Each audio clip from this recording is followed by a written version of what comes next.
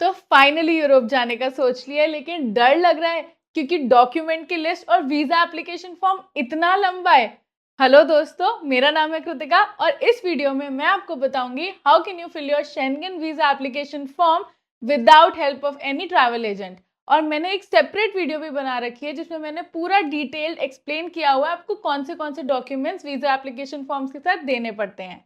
तो prior to filling your form आपको VFS Global की वेबसाइट पे जाके अपनी वीजा इंटरव्यू की डेट लेनी है एंड वहीं से आप अपनी रिस्पेक्टिव कंट्री का वीजा एप्लीकेशन फॉर्म डाउनलोड कर सकते हैं।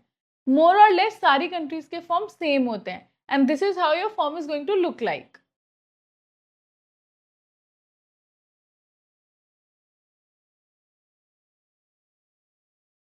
तो इस फॉर्म में टोटल 32 पॉइंट्स हैं एंड अगर आप भी ये फॉर्म एक टूरिस्ट वीजा के लिए भर रहे हैं तो मैं आपको गाइड करूंगी पॉइंट टू पॉइंट ये फॉर्म हमें कैसे भरना है। तो हमारा फर्स्ट पॉइंट आता है सरनेम। मेक श्योर आप अपनी यहाँ पे वो सरनेम लिख रहे हैं जो आपके इंडियन पासपोर्ट पे है। Even if you gotten married and आपका नाम चेंज हो गया है बट आपके पासपोर्ट पे आपका पुराना सरनेम है, आप यहाँ पे वही सरनेम लिखेंगे। जैसे मेरा नाम है कृतिका पहावा, तो मैं अपने सरनेम में पहावा लिखूंगी। सेकेंड पॉइंट आता है आपका सरनेम एट बर्थ। इस पॉइंट को हम खाली छोड़ेंगे बिकॉज हमारा जो सरनेम है वही हमारा सरनेम एट बर्थ होता है। थर्ड पॉइंट आता है आपका नेम। इस पे आपका वही नेम आएगा जो आपके इंडियन पासपोर्ट पे है। For my case just Kritika. तो फोर्थ पॉइंट आता है हमारा date of birth. Make sure आप अपनी डेट ऑफ बर्थ इसी फॉर्मेट में लिख रहे हैं जैसे फॉर्म में मांगी हुई है, that is your day month and year. So in my case it will be 11/02/1995। हमारा नेक्स्ट पॉइंट आता है place of birth and country of birth. So we'll simply fill it Delhi and then India. हमारा seventh point आता है your current nationality and उसी के साथ साथ हमसे पूछा गया है nationality at birth if different. तो मैंने यहाँ पे लिखा है इंडियन और नीचे मैंने लिखा है NA because my nationality same as it was at my birth. तो the eighth point is asking you for your gender, तो इसमें मैंने सिंपली फीमेल मार्क करा है। Ninth point is asking about your marital status, तो मैं अपने case में मैरिड मार्क करूंगी, लेकिन आप अगर मैरिड हैं, विडो हैं, जो भी जिस भी तरीके से आप ये फॉर्म भर रहे हैं, मेक श्योर आपके पास इसके सपोर्टिंग डॉक्यूमेंट्स भी हैं।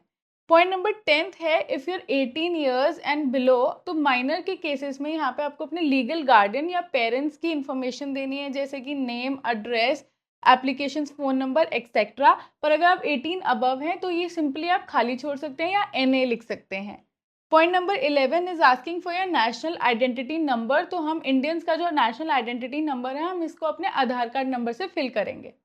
Point number 12 is asking about the type of travel document, तो 99% केसेस में हम इसको ऑर्डिनरी पासपोर्ट ही मार्क करते हैं, बट अगर आपका कोई और केस है so you can select otherwise. Now point 13 to 16 is very important because it is all the information from your passport. So make sure ये सारी information आपके पासपोर्ट के साथ reconcile करती है। तो पॉइंट नंबर 13 में आपका आएगा पासपोर्ट नंबर, पॉइंट 14 में आएगा डेट ऑफ इशू, पॉइंट 15 में आएगा वैलिड अंटिल एंड पॉइंट 16 में आएगा the country that issued your passport.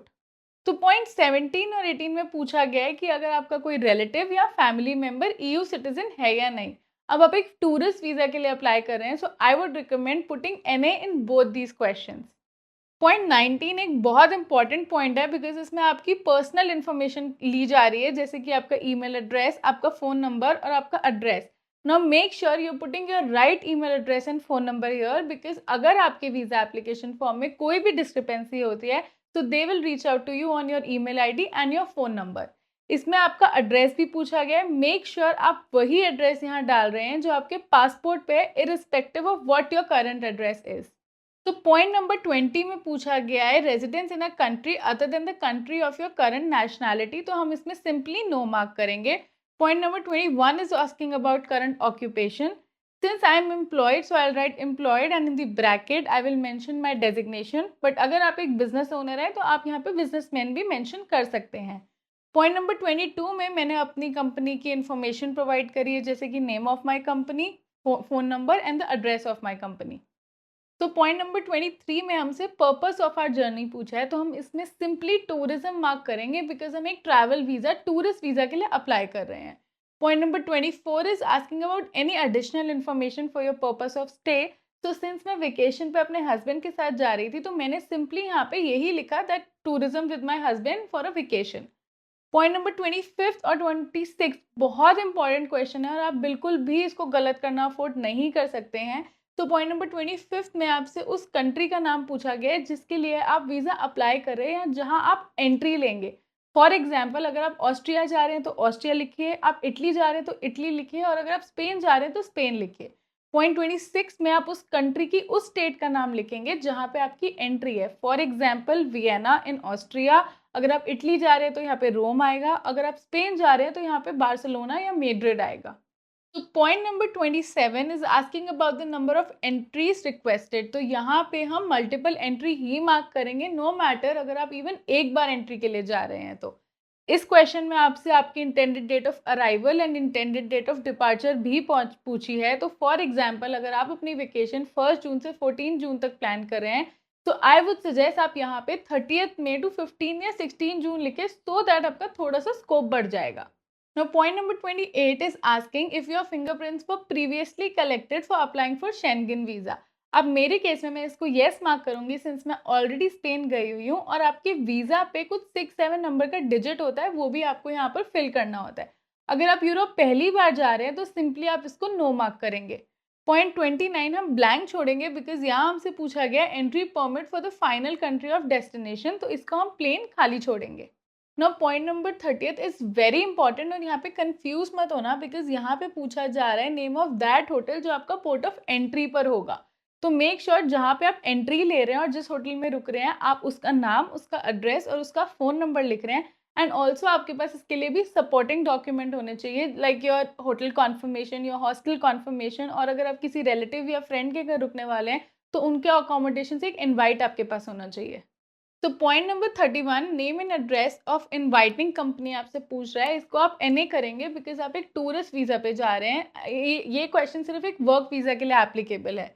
Question number 32 आपसे पूछ रहा है कि आपकी ट्रैवलिंग कॉस्ट और स्टे कॉस्ट आप कैसे कवर करने वाले हैं। तो मेरे केस में मैंने इसको सेल्फ पे टिक करा था and I was carrying cash with my self, I was carrying my credit card, और जो मेरी अकोमोडेशन और ट्रैवल फ्लाइट्स थी वो मैंने पहले से ही बुक कर रखी थी, तो इसलिए मैंने प्रीपेड अकोमोडेशन एंड ट्रैवल पे टिक करा था।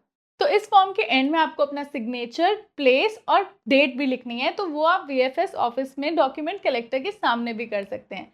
आई होप ये वीडियो आपको यूजफुल लगी एंड इस वीडियो के बाद आप अपना वीज़ा एप्लीकेशन फॉर्म खुद भर सकते हैं और अपने बहुत सारे पैसे बचा सकते हैं जो आप एक ट्रैवल एजेंट को देते हैं।